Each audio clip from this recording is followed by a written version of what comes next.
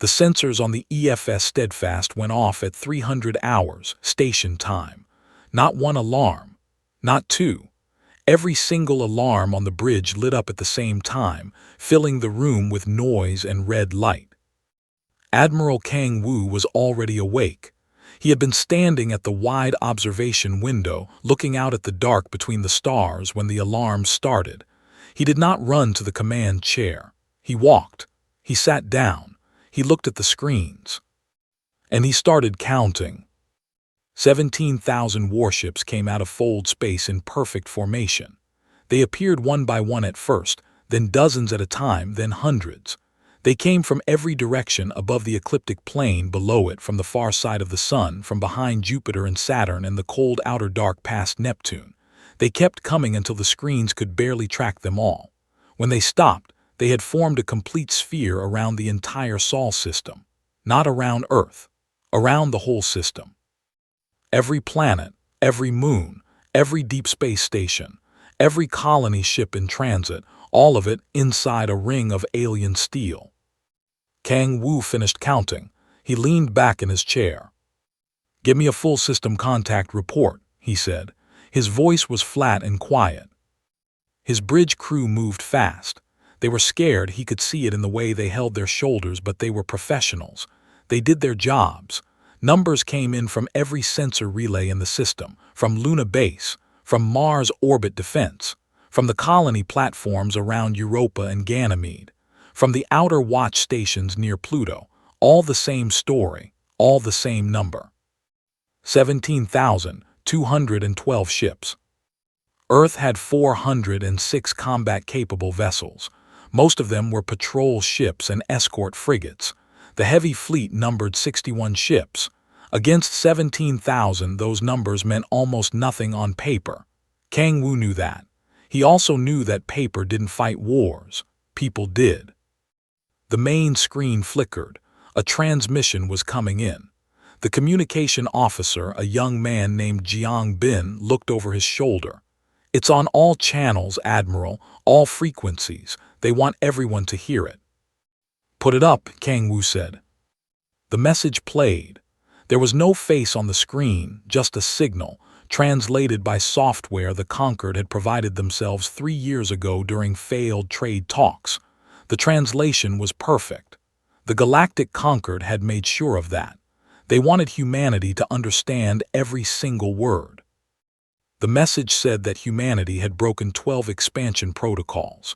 Humanity had built colonies in 31 star systems outside their permitted zone. Humanity had ignored 9 rounds of mediation. The Galactic Conquered had been patient long enough. Now humanity had 72 hours to do 3 things. Shut down all military forces, leave all colonies outside the permitted zone, and accept Conquered authority over Earth and all its people. If those 3 things were not done within 72 hours, the Conquered fleet would sterilize the Sol system. That word, sterilize, sat in the air of the bridge like something cold. Then the transmission ended. For a moment, nobody said anything. On Earth, the message had played on every screen in every city in every language. People stopped in the middle of streets. Parents picked up their children and held them. Governments called emergency sessions that had no real agenda because no one had prepared for this, because no one had believed it would actually happen. News channels showed the same image on a loop, a map of the solar system with a thin red sphere drawn around it. Inside, humanity. Outside, the Conquered. In the command bunker beneath Busan, Ambassador Lim Dea read the transcript of the message a 4th time. She was not a military officer.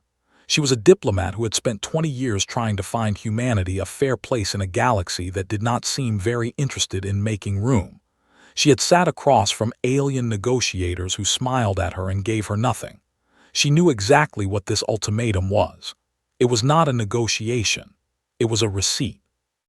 The Conquered had already decided the outcome. They were just telling humanity what had been decided. General Cho Muru stood at the far end of the table, looking at the star map on the wall. He lit a cigarette. No one told him not to. He stared at the red sphere on the map for a long time. "They've done this before," Lim Dea said. to other species every time it worked. How many species said no? Cho asked. Limdea was quiet for a moment. None. Cho nodded slowly. He took a long drag of his cigarette. Then they don't know what no looks like yet. On Ganymede's outer perimeter station, Private Hanju was eating instant noodles when the announcement came through the station speakers. He put down his fork. He listened to the whole message. When it finished, he sat there for a minute just thinking. Then he picked his fork back up and finished his noodles. He had a shift in 3 hours. There was no point in being hungry for it. Back on the bridge of the EFS Steadfast, Admiral Kang Wu opened a fleet-wide communication channel. Every human ship in the system could hear him, every crew member at every post. The scared ones and the angry ones and the quiet ones, all of them listening. He did not give a speech. He did not talk about history or sacrifice or the cost of freedom. He had never been that kind of man. He believed in clear orders, not poetry. He said 4 words. Hold your positions, wait. Then he closed the channel, stood up from his command chair, and walked back to the observation window. He looked out at the alien ships, so many of them that some were now visible to the naked eye, like new stars that had appeared overnight, cold and very close. He thought about the 72 hours ahead. He thought about what his people were capable of when they had a real reason. He almost smiled. Almost. The conquered fleet waited, their sensors watched, their analysts took notes. What they saw looked on the surface like chaos. On Earth, governments were holding emergency meetings. People were panic buying food and water. News channels were running the same footage over and over. Churches and temples were full. Some people were crying in the streets. The analysts filed a report at the 6-hour mark. It said the same thing most of their reports had said about species facing a conquered ultimatum. Psychological collapse was beginning. Surrender paperwork was expected within 40 hours, well ahead of the deadline. They were looking at the wrong things. While the surface of Earth showed fear, underneath it something very different was happening. Humanity was not collapsing. It was working. Dr. Park In-ha had not gone home in 2 days. Her office in the Unified Defense Research Building in Seoul looked like something between a laboratory and a scrapyard. Holographic schematics floated in the air at 6 different heights. Empty coffee cups covered every surface. Papers, real paper, because In-ha always thought better with real paper, were spread across the floor in loose piles that she somehow always knew the exact contents of. 3 years ago, she had developed a weapon theory called the adaptive resonance disruptor. The theory was based on the way certain energy frequencies could interfere with the power systems of large ships, not destroy them, disable them, lock their fold drives, pin them in place. The project had been shelved because the testing was dangerous, and the budget for that cycle had gone to colony defense systems instead. She pulled it off the shelf. She called Lieutenant Beek Saul at 4 in the morning. He was already awake. He was always awake when something needed thinking about. He came to her lab within the hour and stood among the floating schematics with his hands in his pockets, nodding slowly, asking quiet questions that cut right to the parts of the theory that needed the most work. Beek Saul was 26 years old. He was the youngest officer in the history of Earth's Fleet Tactical Division. His commanders sometimes forgot how young he was because he never talked like a 26-year-old. He talked like someone who had been studying a problem for a very long time and had finally found someone worth sharing the answer with. If you fire these in sequence, he said, pointing at the schematics, targeting the command vessels first, their fleet loses coordination before it can respond. By the time the outer ring reacts, the inner formation is already blind. Park In-ha looked at him. That's exactly what I thought. Then let's build it, Beek Saul said. On the lunar shipyards, engineer Shin T was already building something else. He had been given 12 hours, a full team of 300 engineers, and instructions to do whatever he thought was most useful.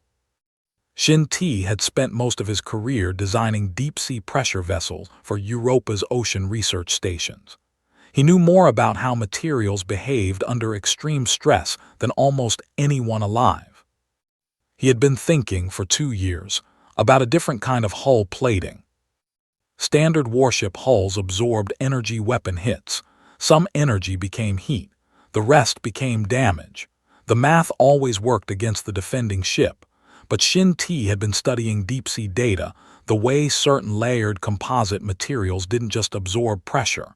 They redirected it, sent it sideways, changed its direction without destroying the surface it moved through. He believed the same idea could work on a warship hull, that energy weapon hits didn't have to be absorbed.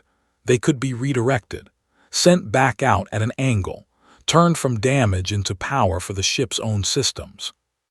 He had never had the time or the resources to test it properly. He had 12 hours now.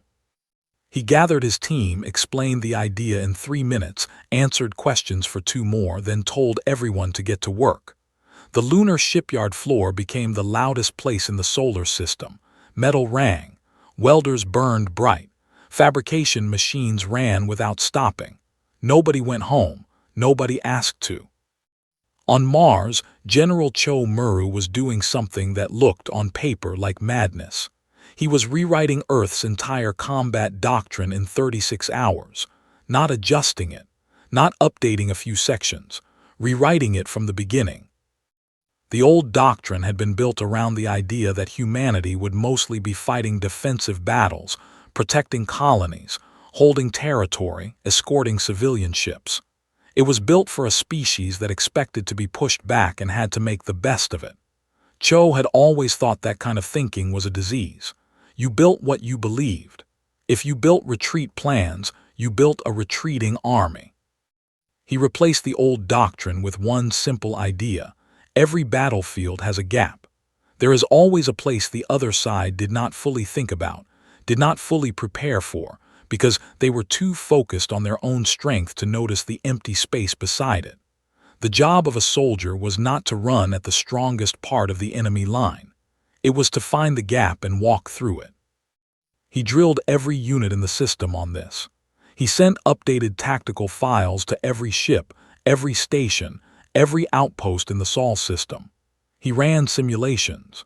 He slept 4 hours in the entire 36, sitting up in a chair, and was back at the maps before most of his staff realized he had been asleep.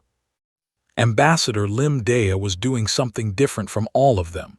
She was talking. She opened a diplomatic channel to the Concord at the A-Tower mark and began asking questions. She asked for clarification on which specific subclauses of the expansion protocols had been violated. She asked for full copies of the mediation records from all 9 cycles. She asked about the exact legal meaning of the word sterilization, as used in the Concord's formal declaration.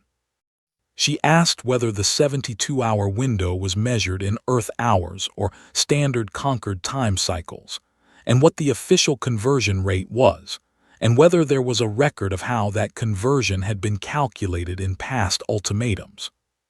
She had no intention of surrendering. She was buying time.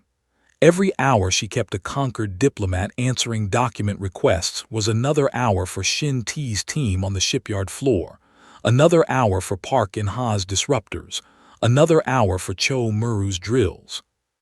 She had grown up watching her grandmother run a small market stall in Jeonju. Her grandmother had been the best person at negotiation she had ever known. The old woman's method was simple.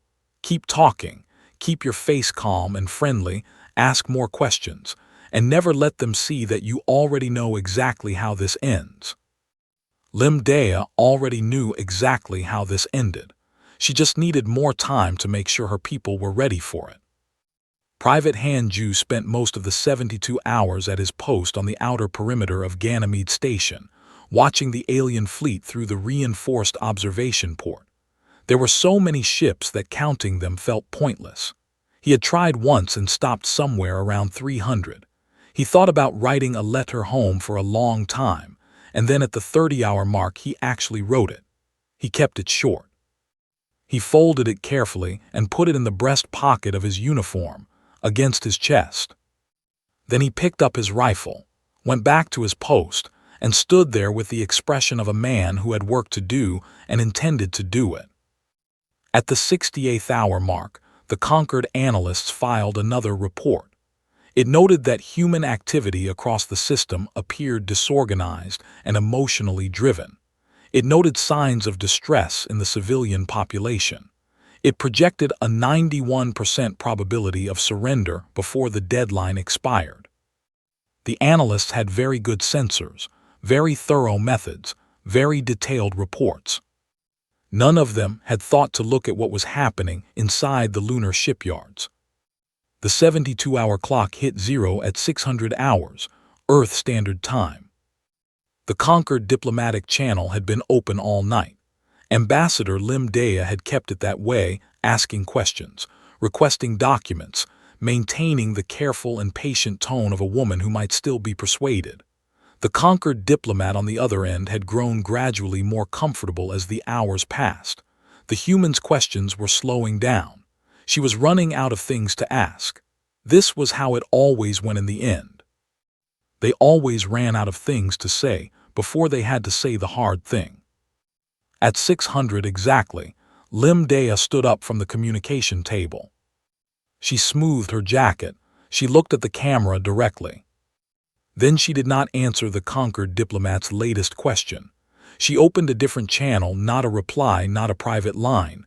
A full broadcast, system-wide, every Concord ship, every human vessel, every station, colony, and outpost in the Sol system. She spoke in standard Galactic. No translator, no notes in front of her.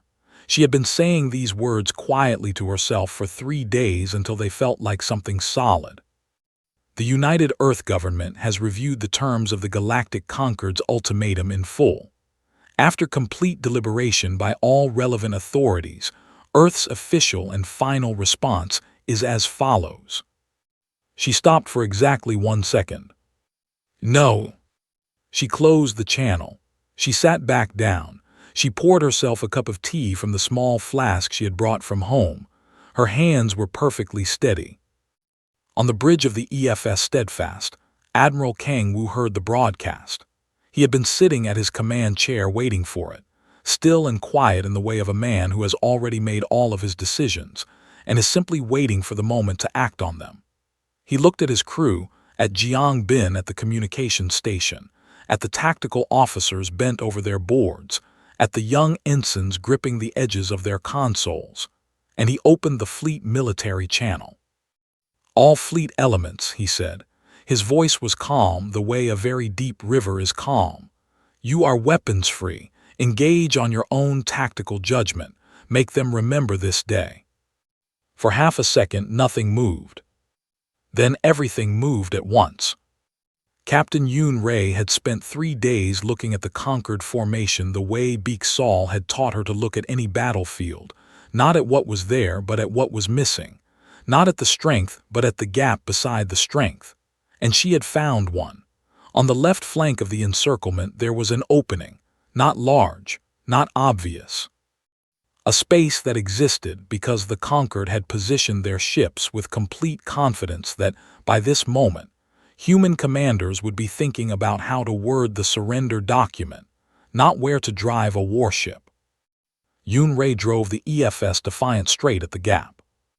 She pushed the ship to full military thrust. 6 escort vessels matched her heading without being told. They had seen the same gap in Beak Sol's briefing, and they knew what the plan was. They moved together like a blade going through the space between ribs, not fighting the armor, just finding the place where there was none. At the same moment, Park In-ha's adaptive resonance disruptors fired for the first time in actual combat. The disruptors had been loaded onto 12 of Earth's heaviest ships over the past 40 hours. They were not clean-looking weapons. They made a strange, low sound when fired, a deep hum that the crew felt in their teeth more than heard with their ears. The targeting was precise and deliberate. 3 Concord command vessels in the inner ring of the formation. The targets were not chosen to destroy. They were chosen to blind. to lock fold drives, to pin the Concorde's most important ships in place. The first disruptor hit, then the second, then the third. On the Concorde command ships, engineers stared at their boards in confusion. Fold drives were not responding, not damaged. The structural readouts showed nothing wrong. No hull breach, no fires, no power failure. The drives were simply locked the way a door is locked. Every attempt to spool for emergency retreat returned an error message. They were not going anywhere. The Concorde commander stood on his bridge and looked at what his sensors were showing him. His command vessels were pinned. The human fleet was not scattering in fear or making desperate random attacks. It was moving with clear purpose, formations shifting, strike groups accelerating through identified gaps, support ships holding back in positions that covered the forward elements. It was structured. It was thought out. It had been planned before the clock even hit 0.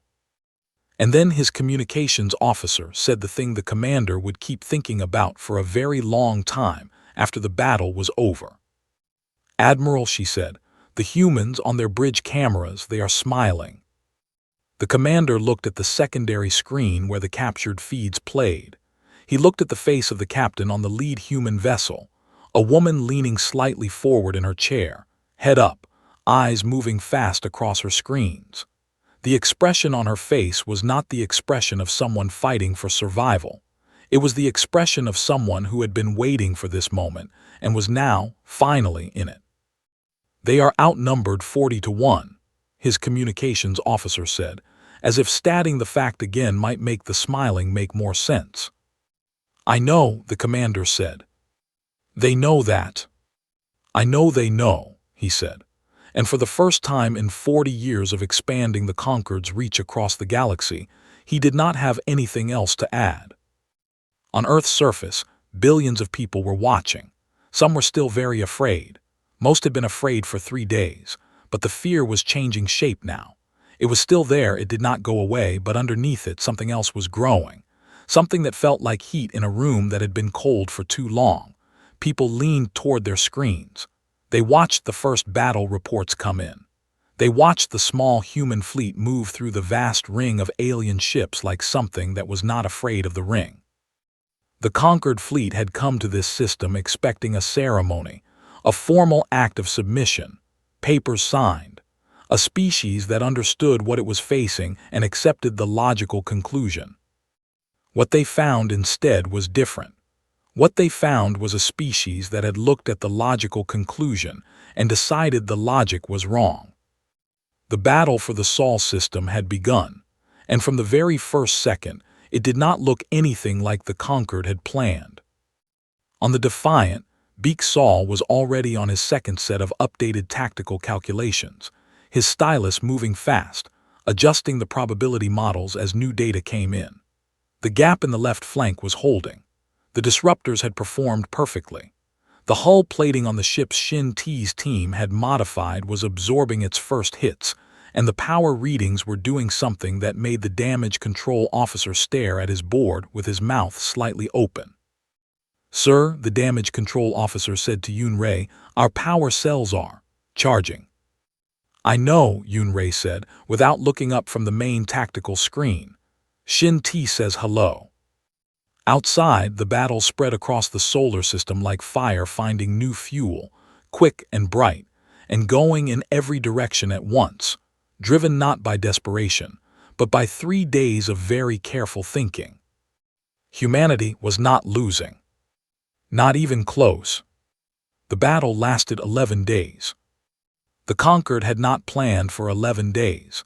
They had planned for a short, controlled action, a brief show of force followed by a formal surrender.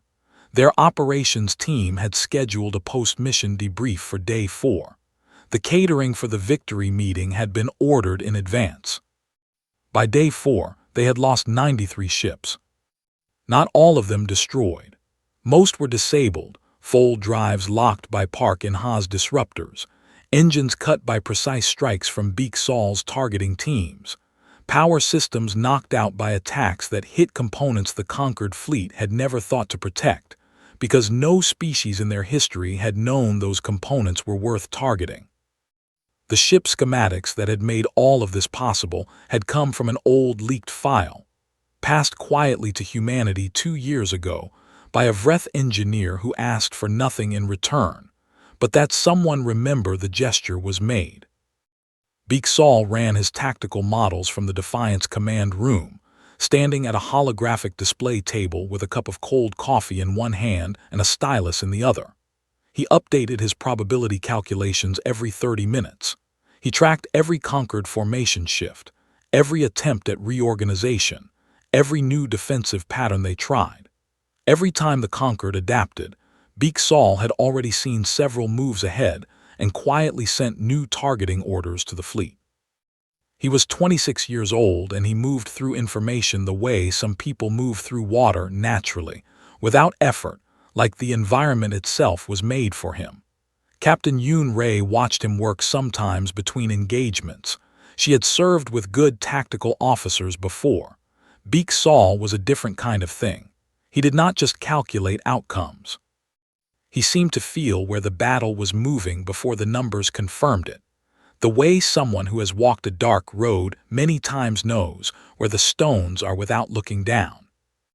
On day 5, Shin Ti's hull plating proved itself in the most direct way possible. 3 conquered cruisers locked their weapons onto the EFS Iron Wall, a heavy defense ship holding the left flank position alone, while the rest of the formation repositioned around a new gap Beak Saul had identified. The weapons fired. Every crew member on the Iron Wall braced. The hits came in hard and bright. Then the damage reports came back, almost nothing. And then the power board lit up. The ship's main drive cells were showing a charge increase. The hull plating had redirected the energy, not all of it, not perfectly, but enough. The conquered cruisers had fired their weapons at the Iron Wall and made it stronger. They fired again.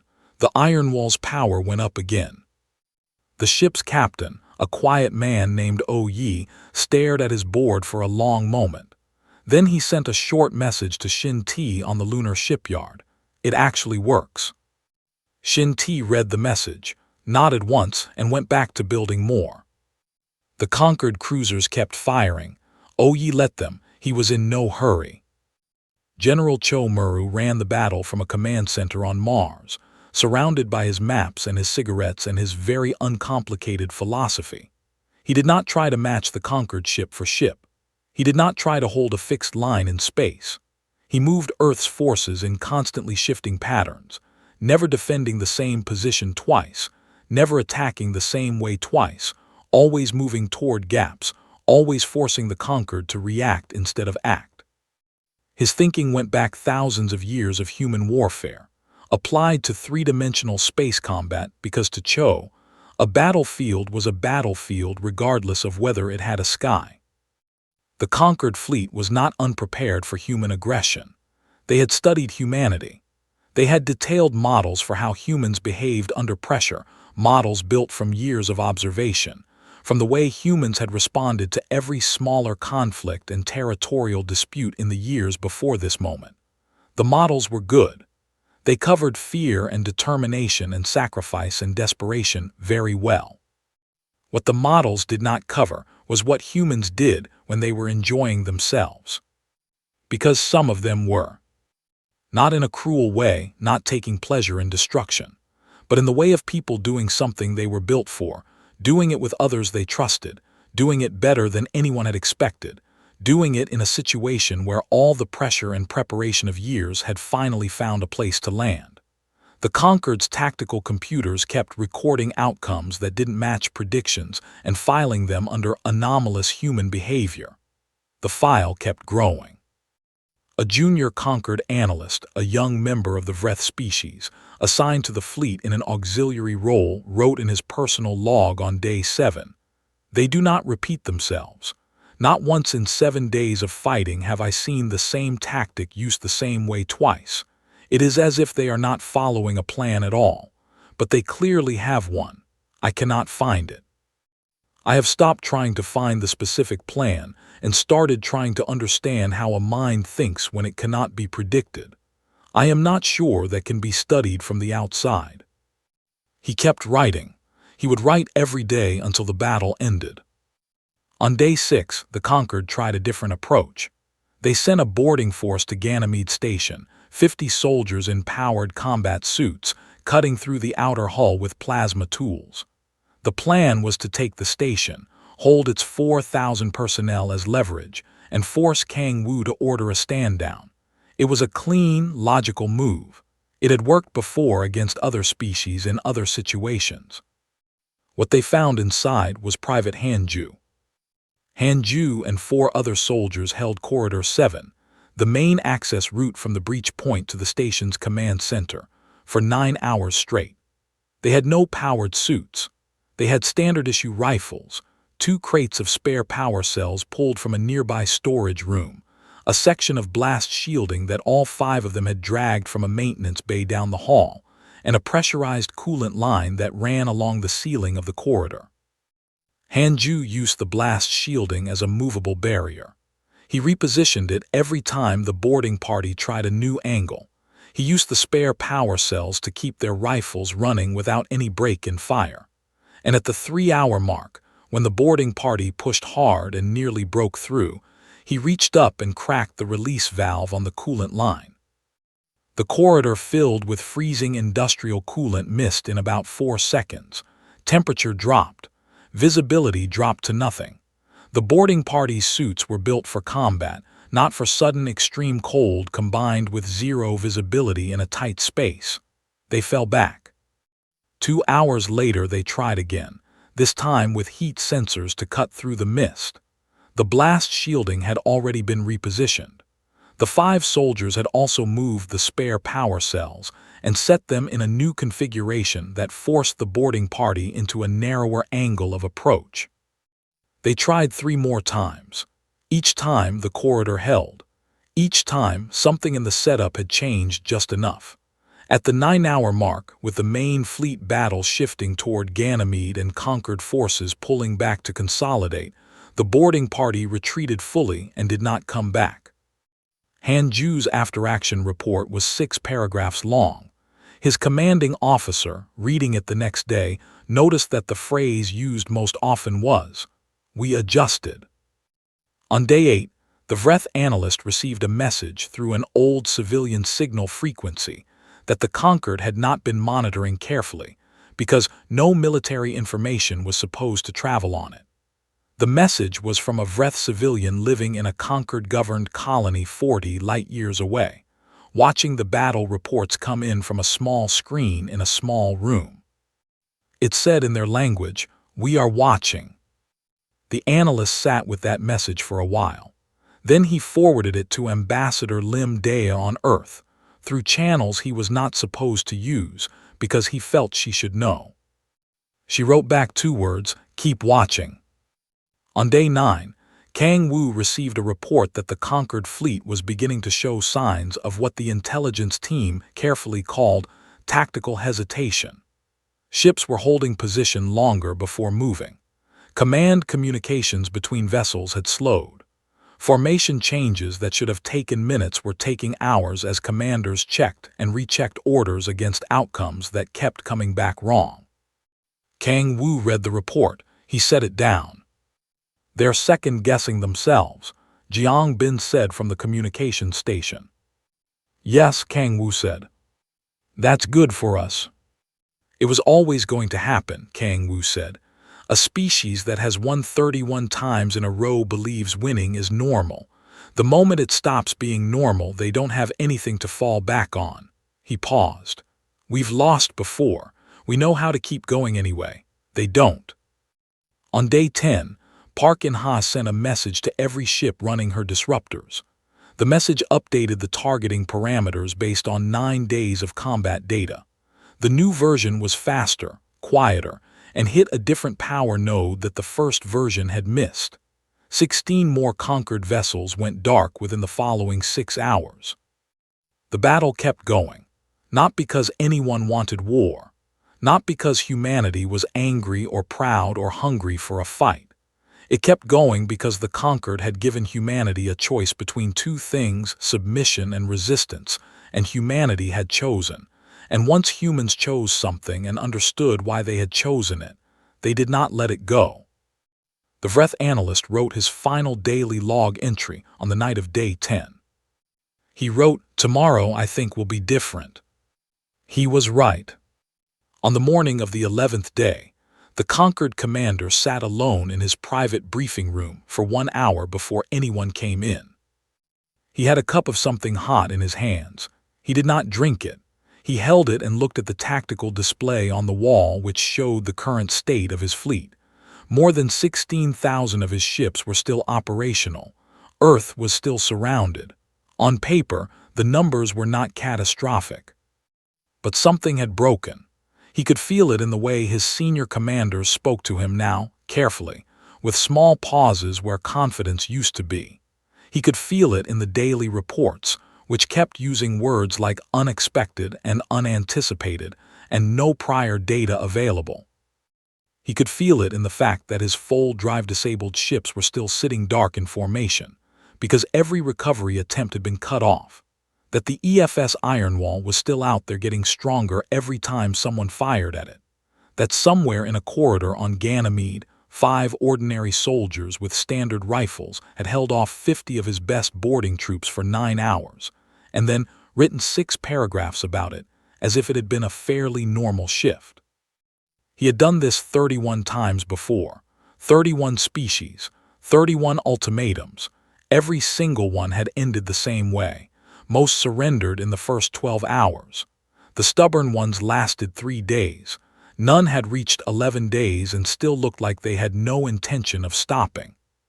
He set down the cup, he stood up, he straightened his uniform. Then he called his communications officer and told her to open a channel to the human ambassador. Limdea arrived at the meeting room before he did. She was sitting at the table with a cup of tea and one aide, a young man who stood behind her chair and said nothing. She looked rested. She looked like someone who had already lived through the difficult part of the conversation and had arrived at the easy half. She did not stand when the commander entered. She gave a small, respectful nod, the way you might greet someone you have been expecting.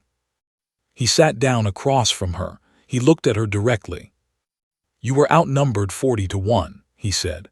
The words came out slowly, not as an accusation, more like a question, the kind a person asks when they understand what happened but cannot fully process the logic of it.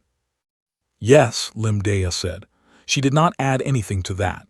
She let the word sit there by itself, which somehow made it heavier. He placed the original Concord ultimatum document on the table between them.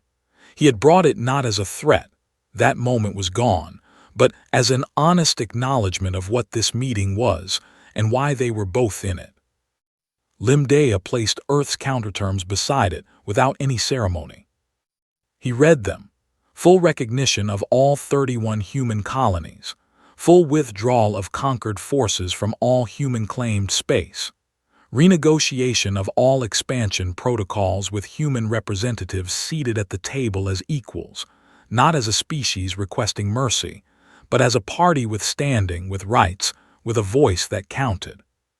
The room was very quiet. "If we agree to this," he said slowly, "the conquered standing with every species under our governance will be affected. They will see what happened here." "I know," Limdea said.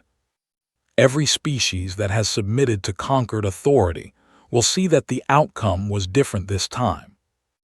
"I know that too," she said. She picked up her tea and held it in both hands.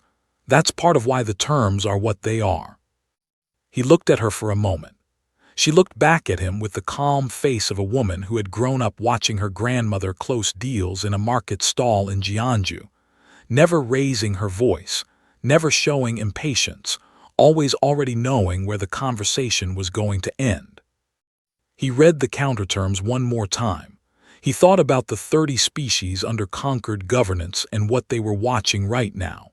He thought about the Vreth and the message that analyst had passed along.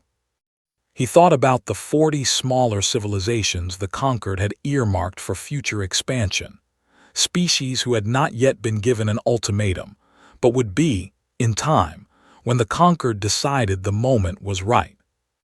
He thought about what those species were seeing. He picked up the pen, he signed. Limdea did not smile. She did not celebrate or say anything sharp or victorious.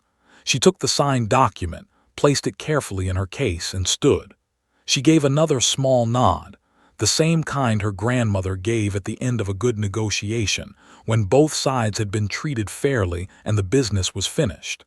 Then she and her aide walked out without looking back. On board the EFS Defiant, Captain Yoon Ray read the ceasefire confirmation on her command screen. She leaned back in her chair. Around her, the bridge crew was silent for exactly 1 second, and then someone started laughing, and it moved through the room fast, like something that had been held behind a door for too long and finally had somewhere to go. Lieutenant Beak Saul looked up from his tactical display. He had still been running calculations, purely out of habit, because stopping felt strange. "Did we just win?" he asked. "We didn't lose," Yoon Ray said. "With us, that's usually the same thing." Admiral Kang Woo received the ceasefire confirmation on the Steadfast and read it once. He set it down carefully on the armrest. He got up, walked to the observation window, and looked out at the alien fleet, still vast, still numbering in the thousands, but already beginning to drift apart.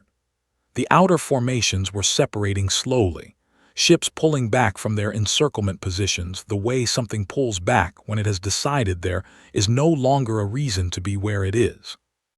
He stood there for a long time and said nothing. There was nothing that needed saying. On Ganymede Station, Private Hanju spent the morning of the 11th day doing repair work in Corridor 7. The walls were scorched black in long streaks. The floor had a burn mark that ran its full length. The coolant line he had cracked was still hissing slightly from the emergency seal someone had put on it during the night. He worked quietly and carefully, filling the gaps in the wall, smoothing the rough edges. When he finished, he stood back and looked at the corridor. It would need a proper repair crew eventually. The patchwork he had done was not perfect, but it held. He nodded once to himself. Then he went to find something to eat. In her lab in Seoul, Dr. Park In-ha was already working on the next project. She had not slept yet. She had looked at the data from 11 days of combat and found that the resonance disruptors had performed beyond every model she had built. That meant the underlying theory was stronger than she had thought. That meant there were directions she had not fully explored. She pulled 3 shelved projects out of the archive. She made a fresh cup of coffee. She started reading. Engineer Shin T submitted his final battle report on the hull plating from the lunar shipyard and fell asleep before he finished the last sentence. When he woke up 12 hours later, there were 17 messages from fleet commanders asking when the new plating could be fitted to the rest of the ships. General Cho Muru burned the last of his cigarettes, stared at his maps for a long time, and began writing new doctrine, not for the battle that had just ended. For the next moment, whatever shape it came in, when something in the galaxy would look at humanity and make a decision. He intended to make sure that when that moment arrived, the decision had already been made correctly before it started. Across the galaxy, in council rooms and listening posts and small rooms on colony worlds that had been watching the broadcast feeds for 11 days, the same conversation was happening in dozens of different languages. A fleet of 17,000 ships had surrounded a single star system and delivered an ultimatum that had worked 31 times before without a single failure. The species inside the circle had said no. They had said it once clearly, and then they had made it true. Among the Vreth, the young analyst who had been writing his personal log every day of the battle shared his notes publicly. They spread quickly. The part people kept copying and sending to each other was the final line, written on the morning of the 11th day. I spent 11 days trying to find the pattern that explains what humans do. I kept looking for the logic behind the resistance, the formula, the specific advantage, the thing that made them different in a way that could be measured and modeled. I was looking for the wrong thing. The difference is not a weapon or a tactic or a technology. The difference is much simpler. They decided. Once they decided, nothing after that changed it. We do not have a word in our language for a species that makes a decision, and then simply does not stop. We may need to make one. The notes spread further, to species that had been under conquered rule for generations, to young civilizations that had been watching quietly from far away, to places where people had learned long ago that the safest thing to do when a large fleet appeared in your sky was to agree to whatever it wanted. Some of those people read the notes twice, then they sat and thought for a while. And in a small market stall in Jeonju, a very old woman who had no idea her granddaughter had just negotiated the most important agreement in human history watched the news on a small screen above her counter, caught a brief glimpse of Lim Dae's face in the broadcast, and gave a slow, satisfied nod. She had always known that girl knew how to finish a deal.